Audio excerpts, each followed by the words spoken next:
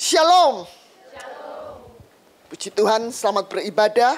Kalau pada hari ini sebelum kita memulai dengan khotbahnya, kita akan membaca dulu dengan karakter Kristus. Hari ini mega project untuk hari Minggu. Mari kita bangkit berdiri, kita akan bersama-sama mengucapkan dengan kesungguhan hati untuk bisa melakukannya. Bukannya sekedar dihafal, tapi perlu dilakukan. 1, 2, 3. Rendah hati, merendahkan diri, pengabdian, kekudusan. Sekali lagi, rendah hati, merendahkan diri, pengabdian, kekudusan. Satu kali lagi. Rendah hati, merendahkan diri, pengabdian, kekudusan. Amin. Beri tepuk tangan untuk Tuhan. Silakan duduk. Tema pada hari ini adalah doa dan ibadah dalam karakter Kristus. Kalau kita perhatikan, dari tahun yang lalu kita ini terus berbicara mengenai karakter Kristus. Seakan-akan kita tuh dipush, seakan-akan kita tuh terus didorong, diingatkan mengenai karakter Kristus. Kita lihat apa itu karakter. Karakter itu adalah kualitas mental dan moral yang khas pada seseorang. Karakter ini yang membedakan antara seorang individu dengan individu yang lain. Kenapa karakter ini kita perlu tekankan? Karena di dalam 2 Timotius pasal yang ketiga ayat yang ke-1 sampai yang ke-4. Dikatakan bahwa ketahuilah bahwa pada hari-hari terakhir, pada sekarang zaman-zaman saat ini, akan datang masa yang sukar. Kenapa? Manusia akan mencintai dirinya sendiri. Jadi ini karakter manusia pada akhir zaman. Dan akhir zaman itu bukan nanti yang akan datang, tetapi saat ini kita sedang berada di dalam zaman ini, zaman akhir zaman. Dan ini pasti akan terjadi karena ini ditulis di dalam firman Allah. Jadi senang tidak senang, suka tidak suka, jangan dilawan. Ini terjadi. Karakter manusia itu akan mencintai dirinya sendiri, menjadi hamba uang. Mereka akan membual dan menyombongkan diri. Mereka akan menjadi pemfitnah. Mereka akan berontak terhadap orang tua dan tidak tahu berterima kasih. Tidak mempedulikan agama. Ini kita sudah lihat ya dari sini, kita satu-satu, kita tidak perlu dikasih contoh, kita bisa mikir sendiri, tidak mempedulikan agama. Termasuk sekarang karakter manusia sudah untuk sesama jenis bisa menikah, itu mereka bisa mempunyai perasaan sesama jenis, itu sudah karakternya sudah rusak, moralnya sudah rusak. Yang ketiga, tidak tahu mengasihi, tidak mau berdamai, suka menjelekkan orang, tidak dapat mengekang diri, garang, tidak suka yang baik. Terus, suka mengkhianat, tidak berpikir panjang, berlagak tahu, lebih menuruti hawa nafsu daripada menuruti Allah. Ini adalah karakter manusia saat ini. Yang disebut dengan zaman akhir zaman. Saat ini semuanya terjadi. Di ayat yang kelima, dikatakan secara lahiriah mereka menjalankan ibadah mereka. Tetapi pada hakikatnya mereka memungkiri kekuatannya. Jauhilah mereka itu. Jadi ini karakter, bicara mengenai karakter bukan hanya orang dunia, tetapi orang yang menjalankan ibadah. orang yang beriman, orang yang beragama, ini mereka bisa mempunyai karakter seperti itu. Itulah sebabnya kita selalu diingatkan untuk jangan mempunyai karakter seperti ini. Karena Tuhan mengatakan orang yang menjalankan ibadah tetapi masih dengan karakter daging seperti itu, pada hakikatnya mereka memungkiri kekuatannya. Mereka memungkiri kekuatan imannya. Mereka memungkiri kekuatan firman-Nya yang mereka tahu, yang mereka mengerti dan mereka terima. Mereka hidupnya berlawanan dengan apa yang mereka tahu dan yang mereka diajarkan. Untuk itu Tuhan mengatakan jauhilah mereka. Orang yang melakukan ibadah, walaupun dia seorang pemimpin, apapun juga dia, tapi kalau dia masih berkarakter daging, berkarakter dirinya menjadi self-centris. Itu seperti tadi dikatakan, semuanya mengenai dirinya, semua mengenai dirinya. Dia hamba uang, dia mau sombong, dia tidak mau tahu, dia tidak punya kasih. Pokoknya dirinya, semuanya ada pada untuk dia sendiri. Maka Tuhan mengatakan jauhilah mereka. Kenapa? Dan itu ibadahnya tidak dihargai oleh Tuhan. Tuhan menolak. Tuhan malah menyuruh kita jauhi mereka. Kalau kita disuruh menjauhi, berarti Tuhan juga akan menjauhi. Tuhan tidak suka. Kenapa kok sampai Tuhan menyuruh kita untuk menjauhi? Padahal selalu Tuhan tuh mengajarkan kita untuk mengasihi, untuk selalu menolong, mendekati orang, membuat orang bertobat gimana. Tapi Tuhan malah suruh menjauhi. Karena tadi dikatakan mengenai karakter. Karakter itu terbentuk dari proses pembelajaran akan lingkungan kita. Lingkungan dalam keluarga maupun lingkungan dengan orang-orang lain sesama kita. Perlu diketahui bahwa karakter itu bukanlah faktor bawaan sejak lahir. Seringkali saya mendengar itu orang ngomong sendiri sama saya. Nggak bisa. Karakter tidak bisa diubah. Karakter itu karena sudah terbawa dari sejak lahir. Tidak. Karakter tidak dibawa sejak lahir. Karakter itu dapat pengaruh dari lingkungannya. Dan dia adalah proses pembelajaran dengan lingkungan yang ada di sekitar dia. Itulah sebabnya karakter Kristus ini perlu mengubahkan karakter kita yang lama. Makanya gereja Best selalu menekankan kita karakter Kristus, karakter Kristus, karakter Kristus. Karena karakter, kalau kita tidak berkarakter Kristus, sia-sia. Kita lihat di dalam 1 Korintus pasal yang 15 ayat yang ke-33. Janganlah kamu sesat. Pergaulan yang buruk merusakkan kebiasaan yang baik. Ini firman Allah. Menunjukkan bahwa karakter kita yang baik itu bisa diubahkan, bisa dirusak menjadi karakter tadi yang jelek itu. Karena apa? Karena pergaulan, karena pengaruh pergaulan. Jadi kalau kita pergaulannya salah, maka kita akan menghasilkan orang-orang yang berkarakter buruk.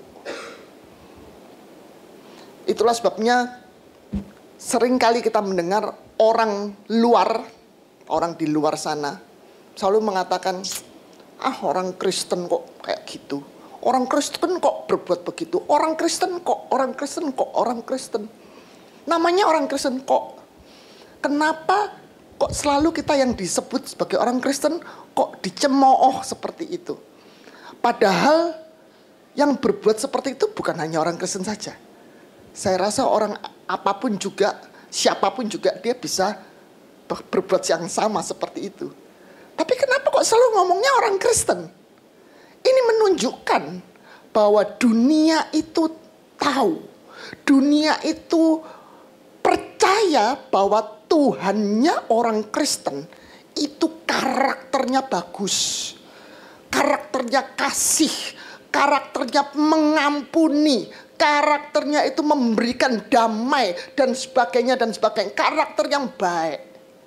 Kalau kita mempunyai karakter seperti tadi, otomatis orang akan bertanya, loh, kamu beribadah, kamu berkhotbah, kamu yang melayani, kamu semuanya kamu dalam lingkungan orang Kristen yang seharusnya kebiasaanmu itu bagus, yang seharusnya karaktermu bagus.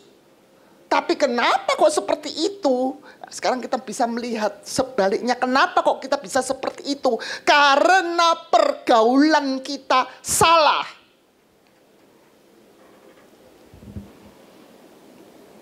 Pergaulan yang benar, pergaulan yang baik. Kita lihat contohnya dalam Kejadian pasal yang ke-6 ayat yang ke-9. Inilah riwayat Nuh. Nuh adalah seorang yang benar dan tidak bercela di antara orang-orang sejamannya. Nuh itu hidup bergaul dengan Allah. Jadi ini adalah rumusnya, ya. Untuk bisa berubah karakter kita, kita perlu hidup bergaul dengan Allah. Orang yang hidup bergaul dengan Allah, dia adalah sebagai orang yang benar. Dia tidak bercela di antara orang-orang sejamannya. Sejaman, jadi dari antara seluruh orang pada zaman itu, dia hidup benar, tidak bercela. Bisa, ini loh yang dinanti-nanti orang di luar sana sebagai kita orang Kristen. Ini yang mereka tunggu. Karena tadi dikatakan bahwa manusia itu akan jahat, dunia hidup akan menjadi lebih jahat, menjadi hidup lebih sukar. Karena apa? Karena semua orang hidupnya jahat. Semua hidupnya egois, semua hidupnya mau aku dan aku. Siapa yang melayani kita? Siapa yang bisa mengasihi kita? Siapa yang bisa membantu dan menolong kita? Tidak ada. Akhirnya hidupnya susah. Masa-masanya sukar. Kita sebagai orang Kristen, kita ini perlu menjadi terang dan garam dunia. Menggarami, menjadi terang di dalam kegelapan. Ini yang disebut dengan terang dunia. Hidup benar dan tidak bercela di antara orang-orang sejamannya.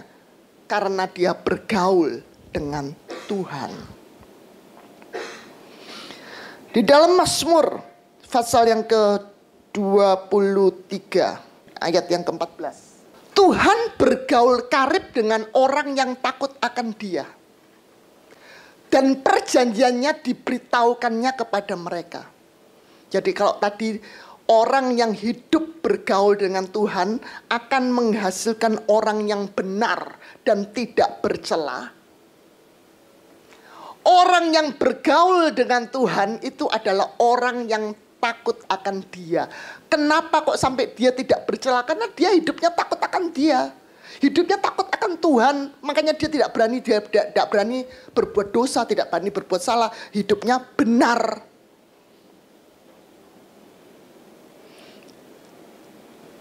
Dikatakan bahwa orang yang bergaul karib dengan Tuhan itu takut akan dia dan perjanjiannya diberitahukannya kepada mereka. Orang yang benar, orang yang hidupnya takut akan Tuhan, maka firman-Nya itu akan diberitahukan kepada kita. Perjanjiannya, apa yang menjadi akan terjadi dalam kehidupan kita, itu semuanya diberitahukan. Jadi orang yang dekat sama Tuhan, maka tidak ada rahasia bagi antara Tuhan dengan kita. Karena Tuhan akan menunjukkan semuanya. Di dalam masalah kita tidak tahu apa yang harus kita lakukan. Orang yang bergaul takut akan Tuhan, maka Tuhan akan menunjukkan, ini loh jalanmu, ini loh yang harus kamu lakukan, ini tindakan yang perlu kamu ambil. Maka semuanya ini akan sangat baik di dalam kehidupan kita. Itulah keuntungan kalau kita mau bergaul dengan Tuhan. Bergaul dengan Tuhan dan takut akan Tuhan, kita lihat apa itu dalam Amsal Maaf, Ulangan pasal yang ke-13 ayat yang keempat. Ulangan pasal 13 ayat keempat. Dikatakan, Tuhan Allahmu harus kamu ikuti, kamu harus takut akan Dia. Jadi orang yang takut akan Dia itu harus mengikuti Tuhan Allah. Kamu harus berpegang pada perintahnya. Tadi kita katakan bahwa orang yang takut akan Tuhan, dia akan memberikan perintahnya, dia akan memberitahukan perintahnya, apa yang menjadi ketentuannya. Maka itu kita harus pegang perintahnya. Kita harus percaya, kita harus pegang. Suaranya harus kamu dengarkan. Suaranya harus kamu dengarkan melalui firman-Nya. Kepadanya harus kamu berbakti dan berpaut. Berarti kalau kita hidup di dalam Tuhan, kita bergaul dengan Tuhan, kita harus takut akan Dia. Jadi bergaul bukan hanya bergaul karena kita mau mengambil keuntungan, tidak. Tapi kita bergaul akan Tuhan, di situ kita karena kita mau takut akan Tuhan. Apa yang menjadi firman-Nya, apa yang diperintahkannya, apa yang menjadi peraturan-peraturannya, kehendaknya, itu kita pegang. Firman-Nya itu kita dengarkan. Dan kemudian kita berbakti dan berpaut. Berarti kita menjalankan, menghidupi apa yang Dia firmankan. Itu artinya bergaul dengan Tuhan. Untuk bisa menjadi orang yang takut akan Tuhan. Di dalam Yosua pasal yang pertama ayat yang ke-8. Katakan suaranya kamu harus dengar. Supaya kita bisa bergaul. Janganlah engkau lupa memperkatakan kitab Taurat ini. Tetapi renungkanlah itu siang dan malam. Supaya engkau bertindak hati-hati sesuai dengan segala yang tertulis di dalamnya. Sebab dengan demikian perjalananmu akan berhasil dan engkau akan beruntung. Ini perlu kita lakukan kalau kita bergaul dengan Tuhan. Kita mau hidup takut akan Tuhan. Ini dijelaskan lagi. Setiap firman Allah yang disampaikan itu perlu kita perkatakan. Kenapa diperkatakan? Diperkatakan diulang-ulang, kita ngomong sama ini lagi ngomong firman. Supaya apa? Itu supaya kita bisa ingat. Kalau kita cuma ya sekarang oh ya, tapi terus setelah itu kita pulang kita tidak pernah lagi memperkatakannya, kita akan lupa. Makanya tadi mengenai mega project karakter Kristus, kita selalu berusaha untuk saudara mengatakan karena setiap hari Minggu, di hari lain kita tidak menjamin apakah saudara membukanya dan memperkatakannya. Apakah saudara memperkatakannya setiap hari untuk mega project? Saya rasa mungkin ada, tapi 1 di antara 1000. Makanya tuh sampai setiap minggu kita tuh selalu diajarkan memperkatakan. Minimal kita tuh mengingatkan, perkatakan supaya ingat. Dan kemudian setelah ingat direnungkan. Firman Allah bukan hanya untuk diperkatakan, berarti hanya hafalan. Marilah kepadaku hai engkau yang berhati letu, karena aku akan memberikan kekuatan, memberikan kelegaan kepada kamu, aku hafal. Tapi stop. Perlu direnungkan. Oh, Tuhan memanggil kita. Kalau pada saat kita lagi susah, berbeban berat, kita perlu datang kepada Tuhan. Karena hanya Tuhan yang bisa mengangkat beban kita. Itu direnungkan siang dan malam. Supaya engkau bertindak hati-hati sesuai dengan apa yang tertulis di dalamnya. Semua yang Tuhan katakan melalui firman itu, seperti tadi kita diingatkan karakter manusia sekarang ini, dan kita perlu berubah, jangan bergaul ngawur-ngawuran. Ini semuanya supaya kita itu ingat, kita renungkan, dan kemudian kita bertindak. Kita bisa bertindak secara hati-hati sesuai dengan apa yang Tuhan sudah sampaikan. Dengan demikian, ini janji Allah. Kalau kita melakukan apa yang Tuhan tulis di sini, maka Tuhan mengatakan perjalananmu akan berhasil dan engkau akan beruntung. Jadi orang yang hidupnya takut akan Tuhan, bergaul dengan Tuhan, melakukan firman yang didengarnya, memperkatakannya, merenungkannya, bertindak hati-hati, maka hasilnya Tuhan jamin. Enak kan?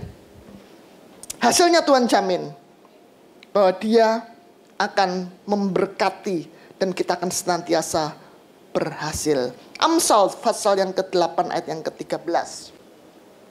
Takut akan Tuhan ialah membenci kejahatan.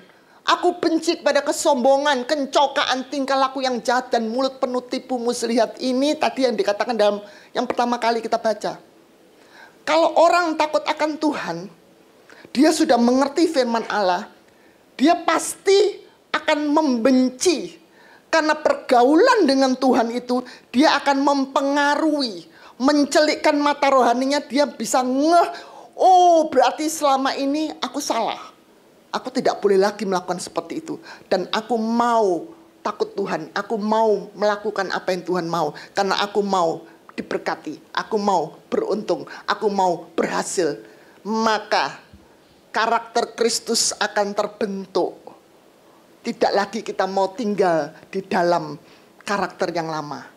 Jadi kuncinya adalah kalau kita bergaul dengan Tuhan, bergaul karib dengan Tuhan, dan kemudian kita bisa masuk di dalam apa yang Tuhan kehendaki dengan syarat-syarat yang perlu kita lakukan. Terus kita lanjut. Orang yang bergaul dengan Tuhan, tadi kita lihat bahwa dia akan menghasilkan orang yang berkarakter Kristus, orang yang hidupnya benar, orang yang hidupnya saleh, orang yang hidupnya kudus. Nah, sekarang kita lihat apalagi yang menghasilkan daripada orang yang takut akan Tuhan karena bergaul dengan Tuhan, karib. Yakobus pasal 5 ayat yang ke-16. Karena itu hendaklah kamu saling mengaku dosamu dan saling mendoakan supaya kamu sembuh. Doa orang yang benar bila dengan yakin didoakan sangat besar kuasanya. Orang yang benar, bukan doa yang benar, doanya orang yang benar, orang yang bergaul karib dengan Tuhan, orang yang saleh, orang yang hidupnya takut akan Tuhan, yang melakukan tadi seperti yang sudah saya jelaskan. Bila dia mendoakan dengan yakin, itu sangat besar kuasanya. Makanya tadi dikatakan bahwa orang yang seperti itu, dia akan hidupnya berhasil, dia akan beruntung. Karena setiap kali dia berdoa, doanya akan dijawab. Doanya akan berhasil. Kita lihat contohnya adalah Ayub. Dalam Ayub pasal yang pertama dikatakan bahwa Ayub itu orang yang saleh. Orang yang takut Tuhan. Orang yang hidupnya menjauhi kejahatan. Dan Ayub adalah orang yang benar. Dia jujur, takut akan Allah, menjauhi kejahatan. Itu adalah seorang Ayub.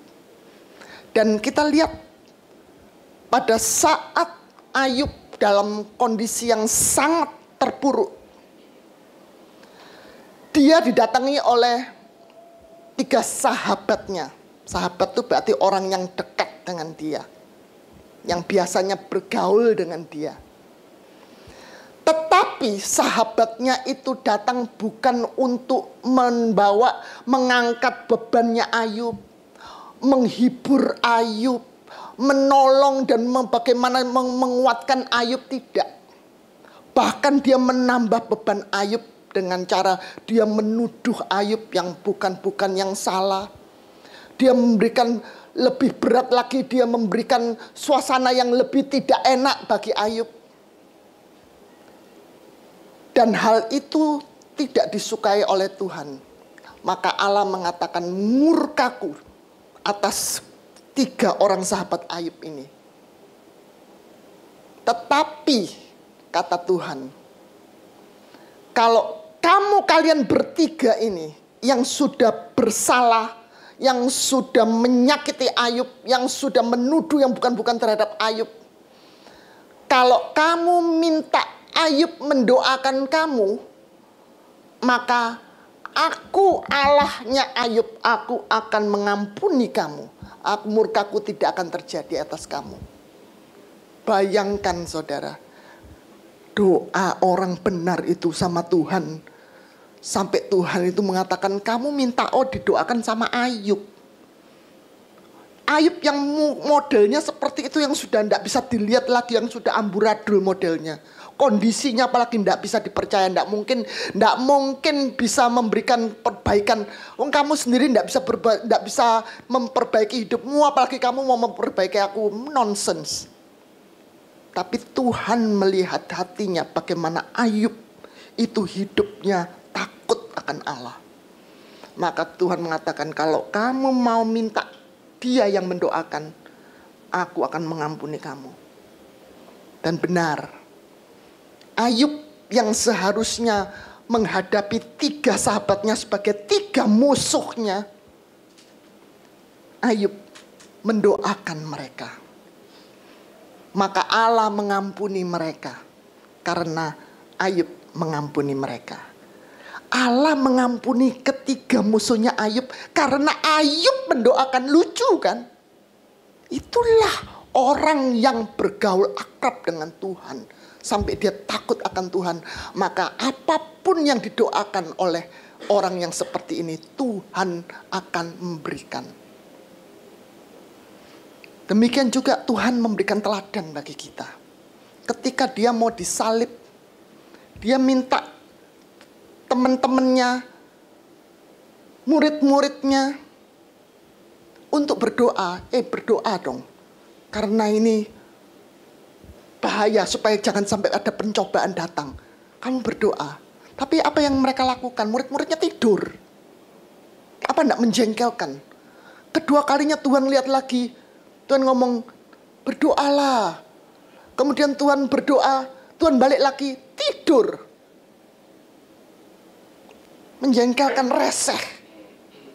Mereka murid-muridnya yang biasanya dekat dengan Tuhan, yang biasanya mengikuti Tuhan dalam kondisi yang enak, yang nyaman, mereka mendapat berkat melihat mujizat. Ini murid-muridnya baik bergaul dengan Tuhan, tapi ketika disuruh berdoa, mereka tidur. Apa enggak menjengkelkan?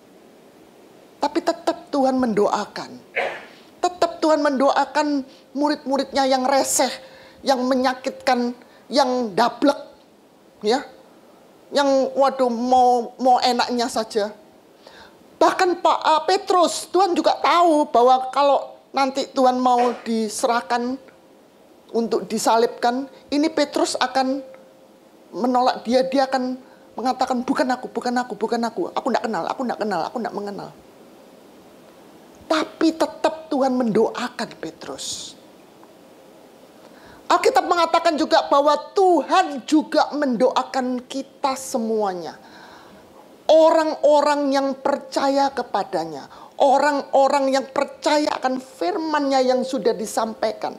Apalagi orang-orang yang hidupnya mau melakukan firman Allah dan hidup takut akan Tuhan. Tuhan mendoakan kita. Dari dulu, sekarang, sampai selamanya Tuhan mendoakan kita. Siapa kita? Kita tidak lebih baik daripada murid-murid itu. Kelihatannya kita sebagai orang-orang Kristen yang rajin beribadah.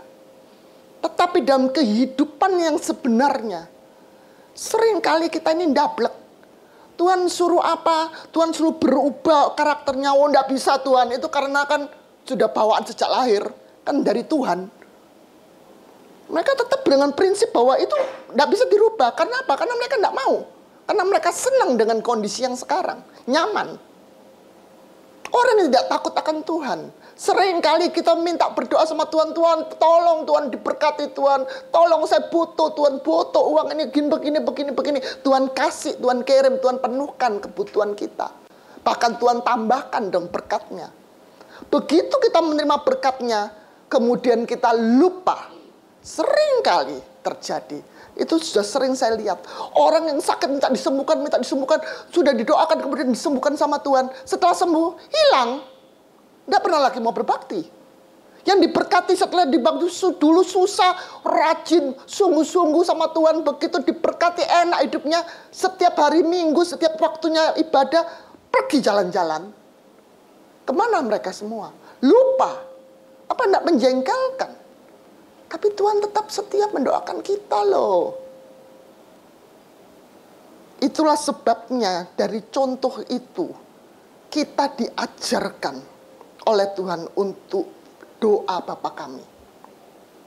Doa Bapa kami itu adalah doa yang diberikan teladan oleh Tuhan untuk kita doakan setiap hari.